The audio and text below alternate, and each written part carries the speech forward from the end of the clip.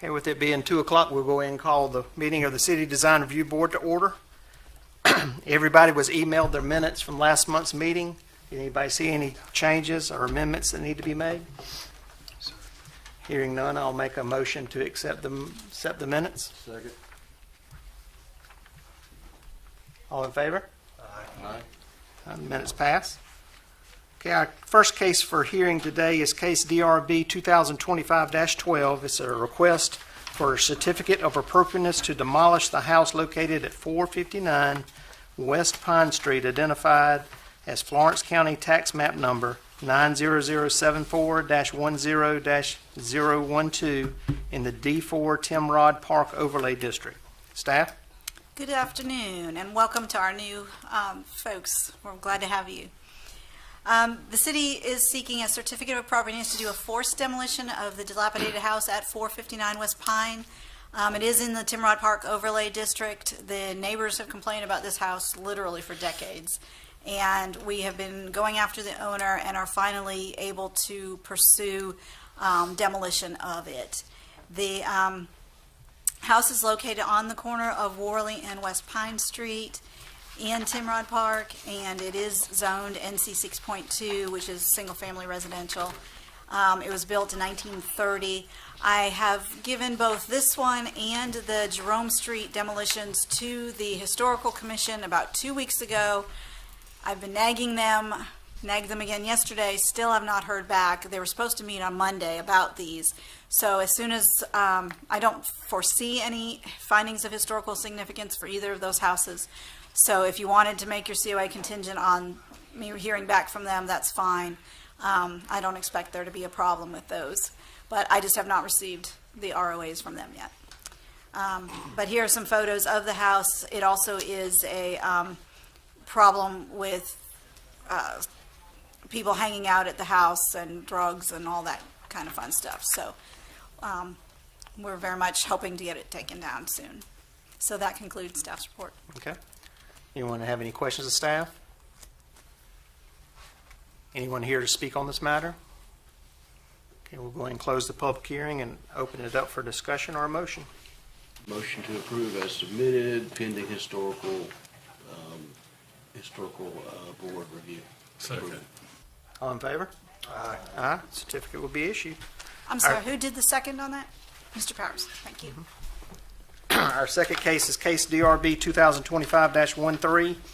It's a request for a certificate of appropriateness to install an internally illuminated wall sign at FSD1 building located at 319 South Irby Street, identified as Florence County Tax Map Number 90087-08-005 in the D3 and Cultural Overlay District.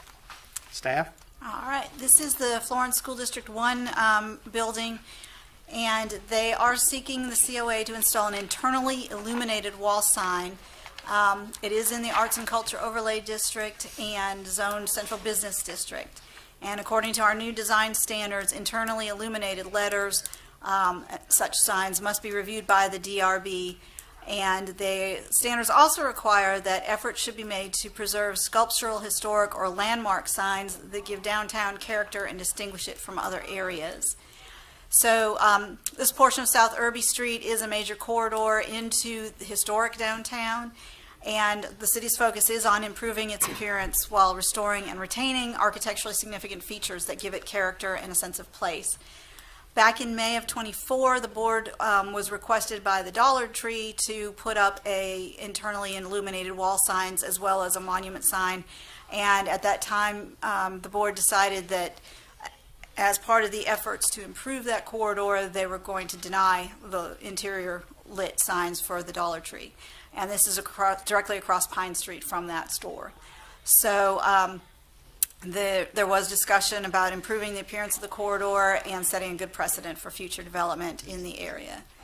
And you all did discuss uplighting required on all signs in an effort to get away from interior lit signs in the historic areas.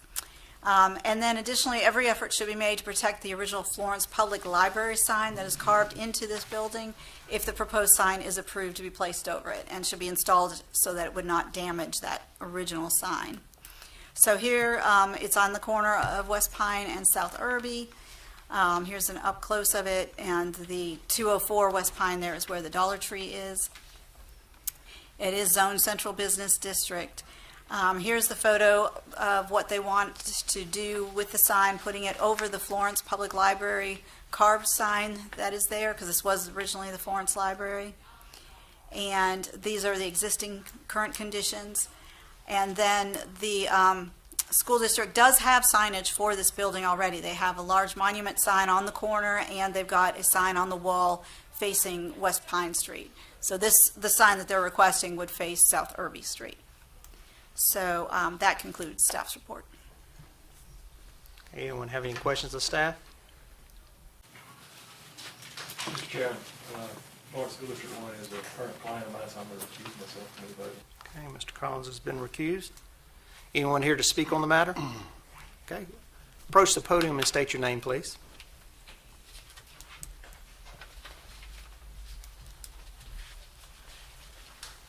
I'm Kyle Jones, the Deputy Superintendent of Florence One Schools. Happy to be with you this afternoon. Hello, and I'm Debbie Jenkins with Tyson Sign Company. Our request is to put our signage on the front of the building.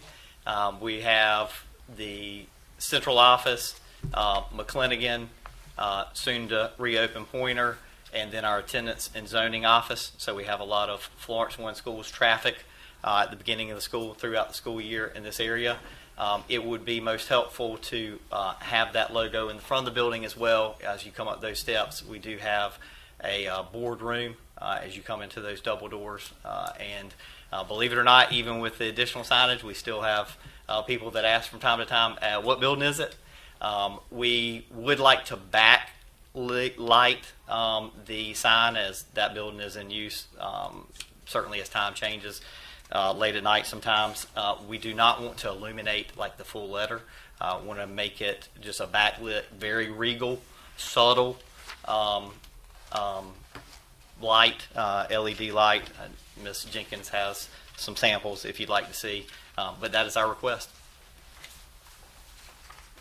Yeah, just to add to what Kyle said, the thought with this was the band, are protecting the library sign that's behind it and going over it just with a cover more or less. And this new sign, we actually stood out front on the steps with charts to pick the backer panel to blend with the brick as best we could so it sort of goes away. And then these are raised letters that, as Kyle described, would just give you like a halo glow. So we wanted to, so you know, there's internally lit that's face lit and background's light up and all of that. This sign, the background's opaque, just the letters would be halo lit. So it's more of a corporate, professional, subtle kind of lighting effect versus the big plastic faces that you see at the fast food restaurants. So we would like to ask for this type of lighting for the new sign because it's up really high on the building and would be a little bit difficult to spotlight. And it's only facing Irby Street, right? Okay. And we did meet out there with several paint samples, if you will. I know how it looks in the mock-up picture, but I believe we've pretty identically matched the brick itself, so should blend right in and just be an insert. With most of the foot traffic being during the daytime, what would be the purpose, of an illuminated sign, for the evening hours? So if you were to come, let's say we did have a board meeting at this building, as you would come in, if for some reason, if you weren't familiar with Florence One Schools, just additional illumination. There are other, meetings that certainly can occur in addition to board meetings. Just attention, visibility. Certainly at the beginning of the year, we have a lot of activity with, getting re-enrolled, registered, all that good stuff. Do any of the other admin buildings around town have any of the illuminated signs from Florence District 1? Mostly ground level, just a ground lower level. signs that do have spotlights on them, and lower signs, that's obviously pretty easy to do with some external lights. Elaine, the Dollar Tree sign, was it a full backlit sign? They were internally illuminated letters, and the monument sign was also internally illuminated. Fast food? They ended up putting non-lit letters on the building and uplighting on the monument sign. And what street was that on, Lane? West Pine Street, right across the street. Okay. Does this constitute, would this technically be an internally lit letter, or is this really? Well, the description I have that I had up there, it said internal white LED illumination. That's where I got that from. Yeah, technically, the LED lights are inside the cabinet that we're going to paint the color of the brick, so they are internal to the sign. But that's why I wanted to bring pictures to show you the way that it illuminates. The light source is inside, but you can, have light push out through the faces of a sign, through the background of a sign, or just glow from the Yes. back, like backlighting. But the light source is inside.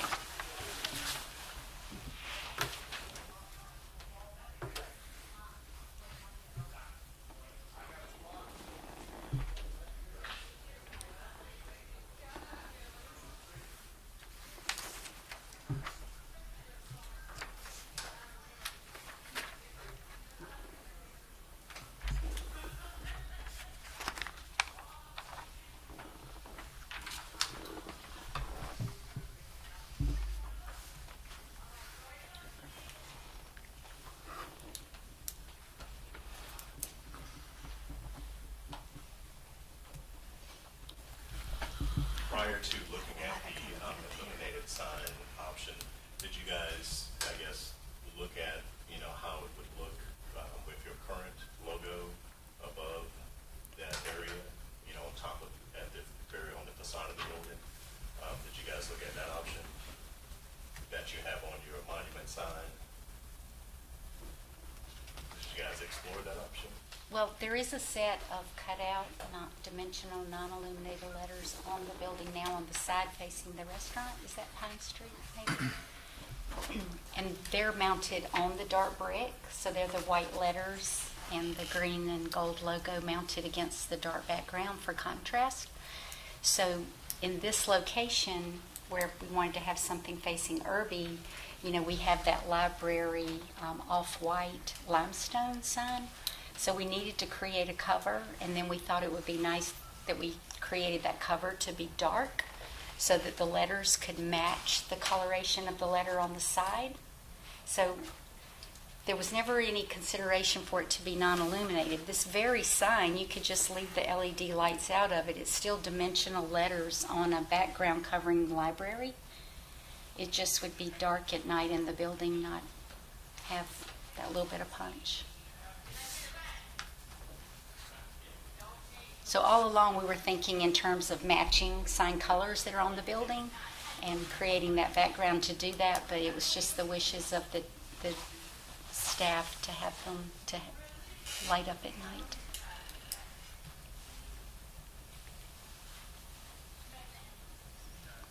Anyone have any other questions? How hard would it be to have it uplit or downlit?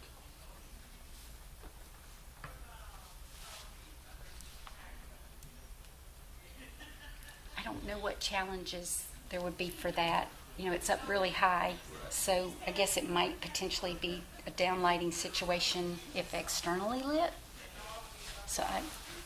And then I don't know, are you opposed to, do you like the idea of some fixtures mounted up there somewhere, creating shadowed light on this sign that's a cabinet now because we need to cover library, so we've got some depth there? I see the need for having it lit at night, that makes sense. So the question is how does it get lit? Internally lit does not allow, I agree, uplighting would not look right, you should have lights sticking out, shining up.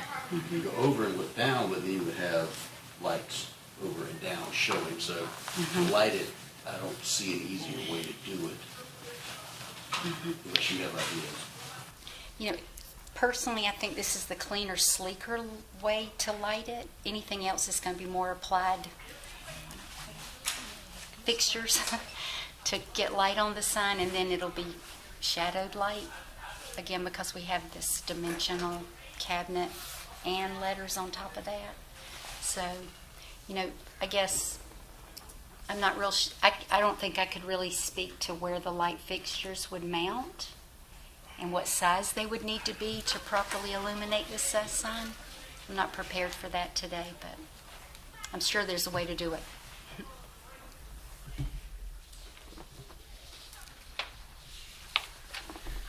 Any other questions for them?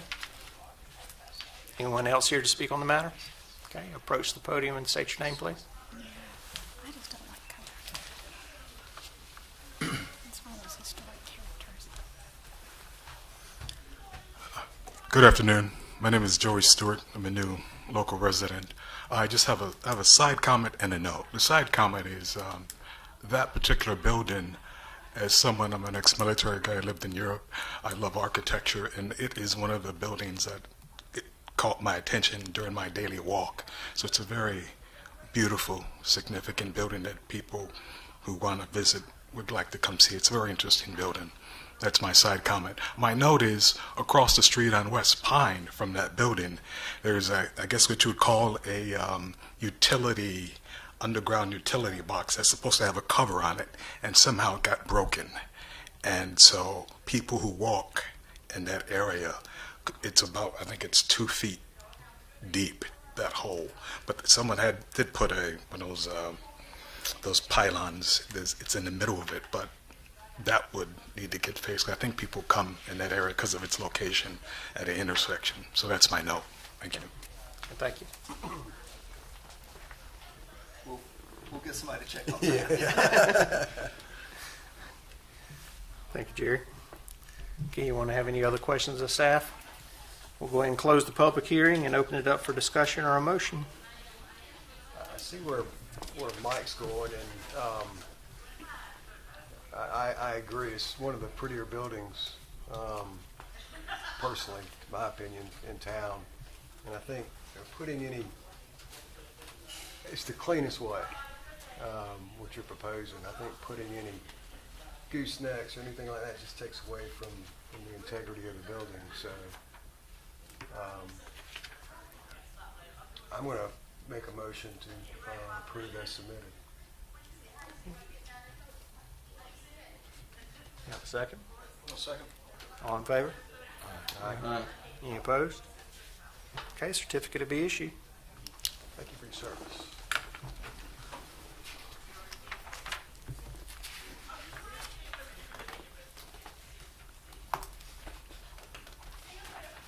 Okay, our next case is case 2025-14. It's a request for a certificate of appropriateness to install an internally illuminated monument sign at FSD 1 building located at 301 South Dargan Street, identified as Florence County Tax Map number 90087-07-004 in the D3 Arts and Culture Overlay District. Staff? All right, this is very similar. They are seeking the COA to install an internally illuminated monument sign in front of Pointer School. And again, this is Florence School District 1 doing this. It takes up the whole block pretty much between Palmetto, Dargan, and Pine Street, and is the former Pointer School. So they want to put up this monument sign outside in front of it, and it would be about 17 feet wide and about 6 feet tall in a brick base, and be internally illuminated in order to identify the building. So there's a picture of the building now. I'm not entirely clear where exactly that monument sign would be placed, but that concludes staff's report. Okay. Anyone have any questions of staff? Anyone here to speak on the matter? Feel like we've been here before. Okay, Mr. Collins has been recused. Kyle Jones, Deputy Superintendent of Florence 1 Schools. And Debbie Jenkins, Tyson Sign Company. So we're certainly excited about bringing back the Pointer building. It will be our Health Magnet Innovation High School, which all 3 high schools will be able to feed into. Our hope is that if you are interested in the medical field, and certainly we have McLeod, MUSC, Hope Health, just to name a few, we can get our students interested as early as ninth grade in this facility. There will also be some innovation areas in the facility, such as our esports arena. Again, those students practice after school, much like you would football, and they're students in the building to 8 or so at night. This sign will be ground level at the corner. It's kind of at the corner right across from the Performing Arts. As you come in to Florence, we certainly hope that this will be a crown jewel for our city and a lot of positive impact, not only from quality teaching and learning, but the community itself being able to feed into this building. And so we certainly want to draw attention to Pointer when we open the doors very, very soon is our plan.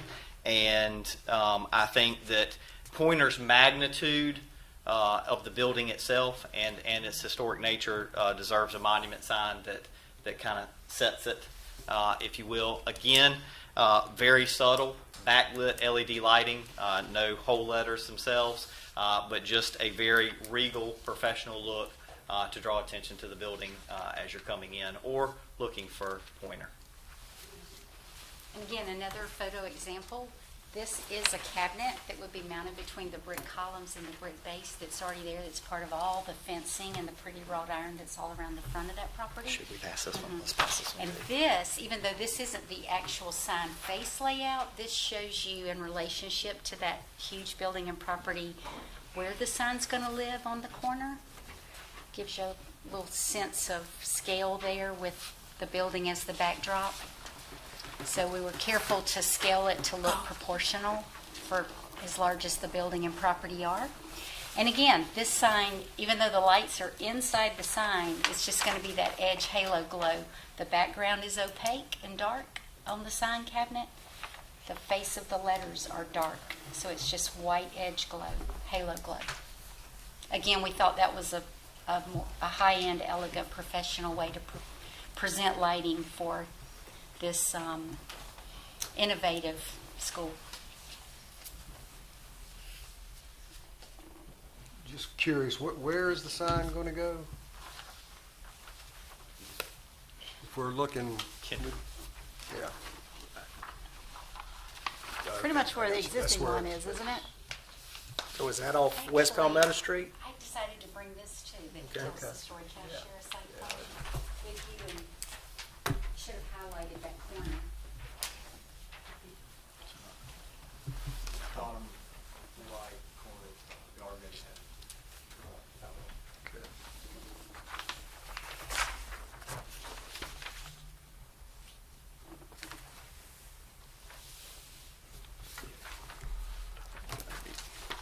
Right on the corner.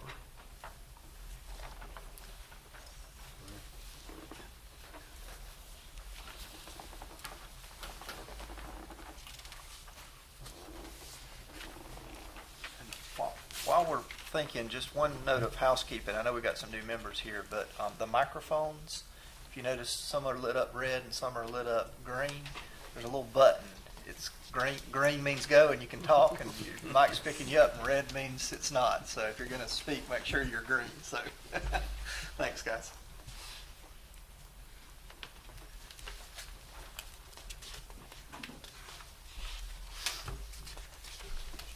Anyone have any questions for the school district or Tyson Signs? Okay, thanks. Anyone else here to speak on the matter? Okay, we'll go ahead and close the public hearing and open it up for discussion or a motion.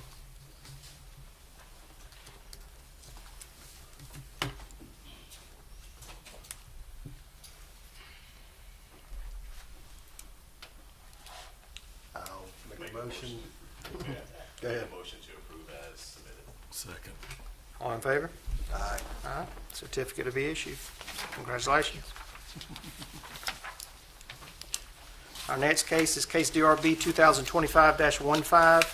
It's a request for a certificate of appropriateness to replace the shingle roof with metal roof at the building located at 109 West Laurel Street, identified as Florence County Tax Map Number 90089-03-004 in the D1 Redevelopment Overlay District. Staff? All right, they are requesting a COA to replace an existing asphalt shingle roof with a red metal roof, and this is in the redevelopment overlay district, and it's zoned commercial reuse. So this is on Laurel Street between Dargan and South Irby, and here's a picture of it, and here it is with the zoning on it, the conditional reuse, which is the low-intensity commercial district. Here are some photos. The ones on the bottom are of the building in question, and then the one on the upper right is immediately next door, showing that there is precedence for a metal roof in the area.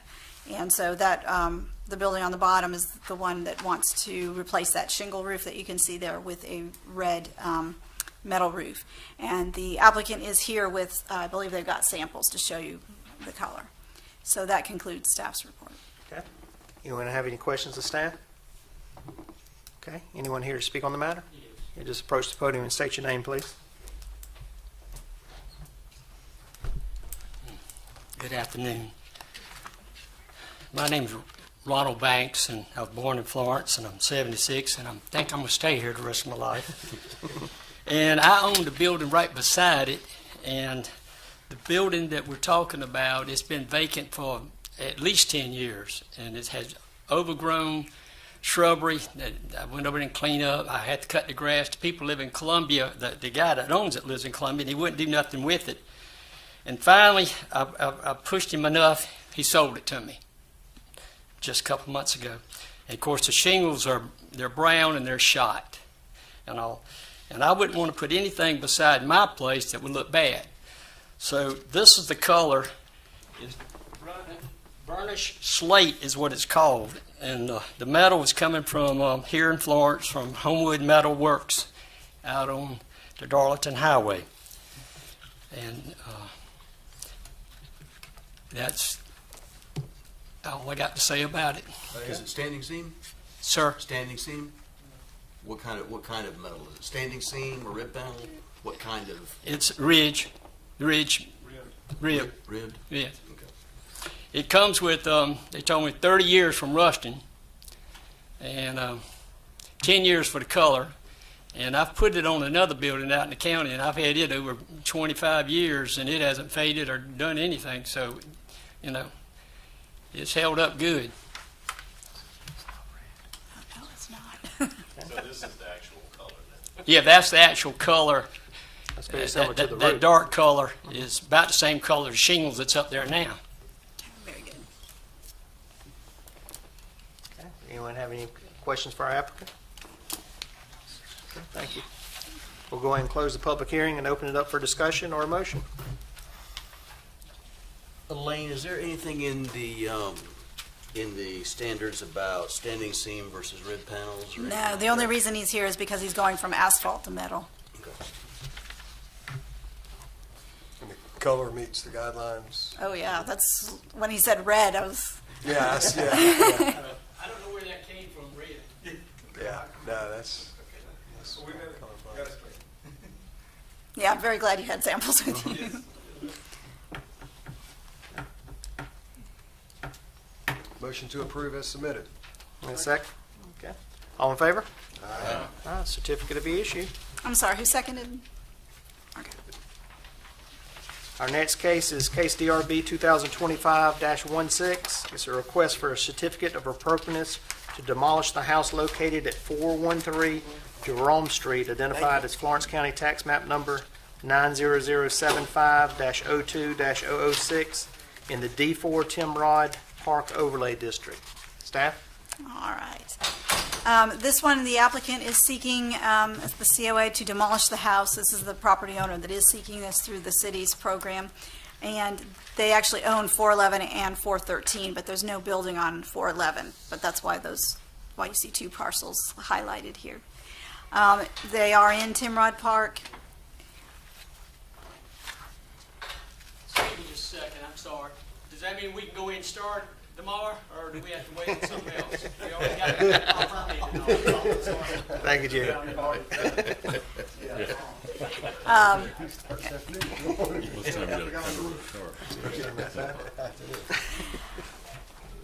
Again, this one, the house was built in 1948, and there's a big shed next to it. You'll see it in a moment. And again, I'm waiting to hear back from the Historical Commission on this one as well. So here are the site photos. As you can see, nobody's lived in this house for a long time. It's in pretty shabby shape. And everything's pretty much overgrown. So they want to clear the lot, and it's my understanding they want to build a new house there. So that concludes staff's report. Okay. Anyone have any questions of staff? I have a question. The owners of this property, have they been unwilling or? Oh, no, this one, they've approached the city for help through our demolition program to take the house down. Can you explain, just, I don't know if we're meeting here, but kind of what that demolition program is and what the incentive or impetus is for that? Jerry would actually be the right person for that. Okay. Jerry, your services are needed again. I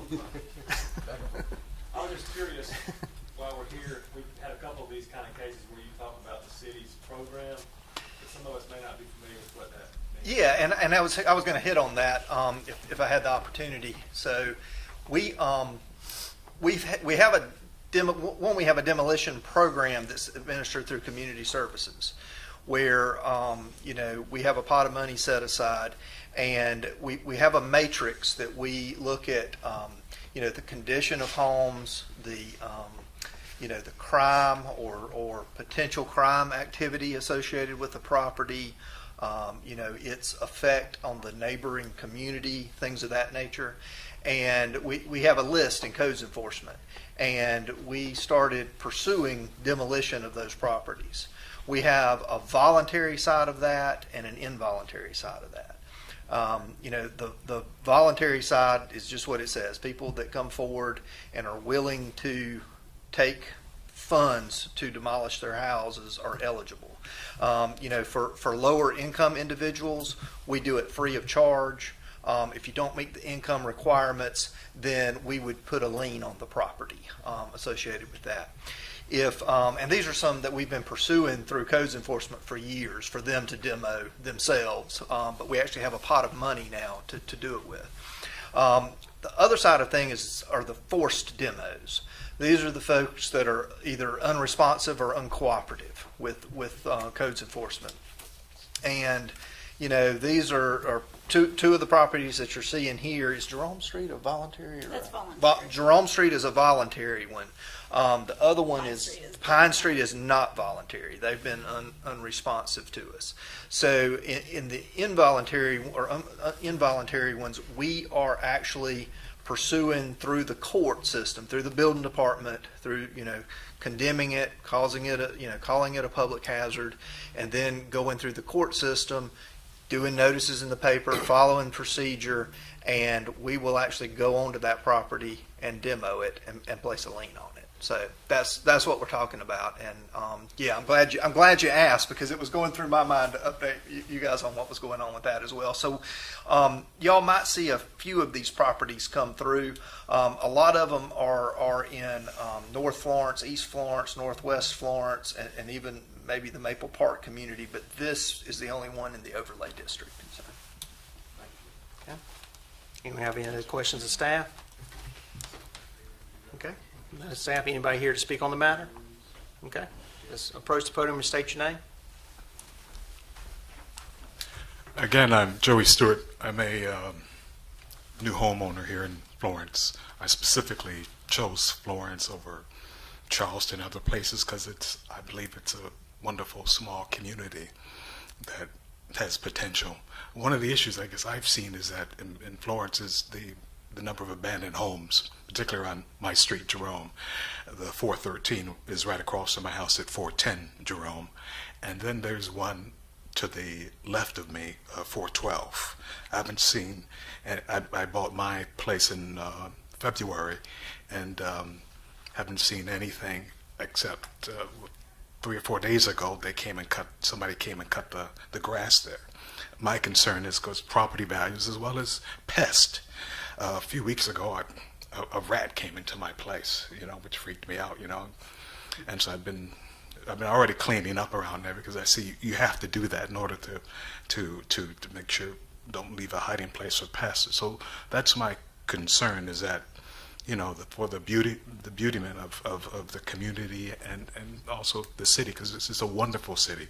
I lived in Europe, just came from Texas, and I felt something about Florence. My mama's from South Carolina too, so I want to come back and see what it's like. And this is a wonderful place, and I think the potential I see is great. But this issue of abandoned homes and things, I think is something that we should try to deal with. And so it's good to see that this 413 one will be dealt with, and we'd appreciate it in the neighborhood a lot. Like I said, for issues of health and pest and just beauty. So that's my contribution. Thanks.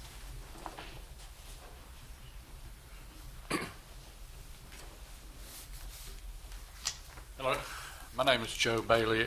I own the property beside 411, and I wanted to find out, if I could, who the owners of the property is. I've tried on numerous occasions to get in touch with them, and I can't. And the problem is at 411, they have trees all along the property line on their side, and they dangerously overhang mine. They come up because it's all grown up in the center, they come up and about 15 feet off the ground and start doing this. And I've got some that would hit my house. I could spend $1,000 2 weeks ago just cutting some limbs off that were overhanging. But I'd like to talk to them about, doing something. They're going to go ahead and try to sell that property, put a house on.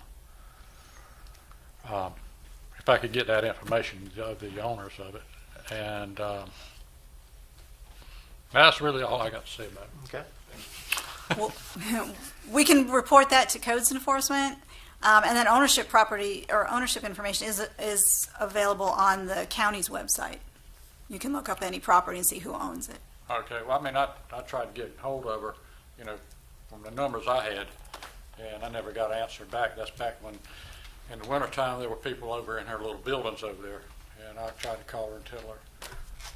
And I left messages about, you put a no trespassing sign up, and they did that. But as far as ever getting back in touch with me, because I told them I want to talk to her about the trees.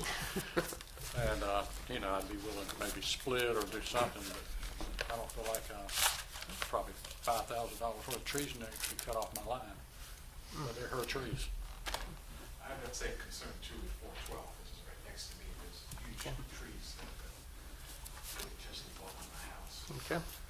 Anyway, thank you. Thank you. Okay. Good afternoon.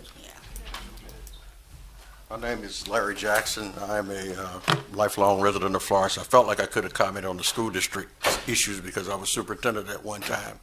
And I too own a property on Jerome Street as well as a property on McQueen Street.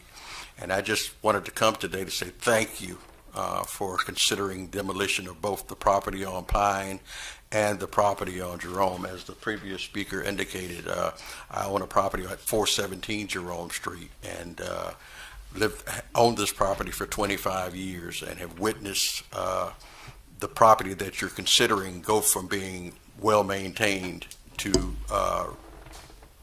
being a dilapidated property where we have interlopers coming at night to go onto the property, creating a very dangerous situation, because at one point there were motorcycles and lawnmowers on that property, and they have since been stolen as a result of the property being neglected. So it's created a tremendous problem for the neighborhood as a whole. So I just came today. My wife said, "Don't go up there, they're going to handle this." I said,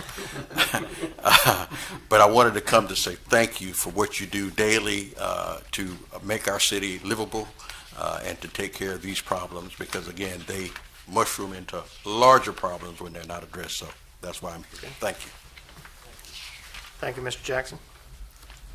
Okay, anyone have any questions of staff or? Just a comment. Okay. The program for the dilapidated buildings, that was a program that was started many, many years ago. I'm glad to see that you differentiate between the cooperative and non-cooperative, and I think the city should have those avenues for recoupment of some type, or eminent domain or whatever you can do. So I'm glad council put that through. And I remember back when I was on council in 08, we were even started working on that in a big way. So I'm glad that program is in the place it is today for the property owners that are here that are investing in Florence. So Good job. Thank you, Mr. Powers. Okay, we'll go ahead and close the public hearing and open it up for a motion or discussion. Move to approve as submitted. Second. All in favor? Okay. That was our last public hearing for the day. I'd like to go ahead and make a comment. I want to thank Bryce Evington, Joey McMillan, and Randy Starnes for their time on the board and their time they committed to the City Design Review Board. With those three board members stepping down, we have added 3 new board members. Our first one is Ahmad Jackson. Mac, you just tell us a little bit about yourself. Been living in Florence about 20 plus years. I work downtown at the National Pula Law Firm. Been there 14 years. I'm actually living downtown on Dargan Street in the Eleanor building with Mr. Dr. John Keefe residence. The one thing that I am so amazed, when I first started working downtown was not what it was. You know, to actually see the transition is like surreal to me. Like go from when you didn't have any foot traffic coming down there to now you see like numerous of people actually coming down there. So I'm grateful to actually have the opportunity to be a part of the board. Well, welcome to the board. Steve Powers. It's a little ironic being here. I was actually the first design review board ever set up. I was vice chairman of that one, so I firmly believe in the downtown and the development. My family and I own 5 properties downtown, and we own SW Printing. I was on city council for 4 years in 2008 to 2012, and we own the building where Bojangles is coming in about 2 weeks. So we're firmly anchored into the downtown and firmly believe in that, and glad people are noticing what is being done. A lot of work in those guidelines, when they were back with Hunter interest groups and all, so it was good stuff. So the first round's on Mr. Powers when they get up. I'm ready for some chicken. Biscuits and beer. And beer. And our third member is Tanya Mormon Jackson. Welcome. Hi, thank you. I've been a longtime resident here of Florence. I'm a graduate of Florence One Schools. I moved back and I raised my kids here who are also Florence One School graduates. I'm a community youth and arts advocate. I pretty much love this city and a strong advocate for community. I studied design, so this is, as well as architecture, so it's just really a passion of mine. I love the way we are building our downtown area, and I want us to be able to maintain some of the beauty of our city, and I think being a part of doing that is very important. So, nice to be here. Welcome to all 3 of y'all. Does staff have anything for us? We're good. Okay, anything else? Any other comments? Okay, our next scheduled meeting is at 2 p.m. on October 8th. We are adjourned. Thank you, Mr. Chairman. Sir.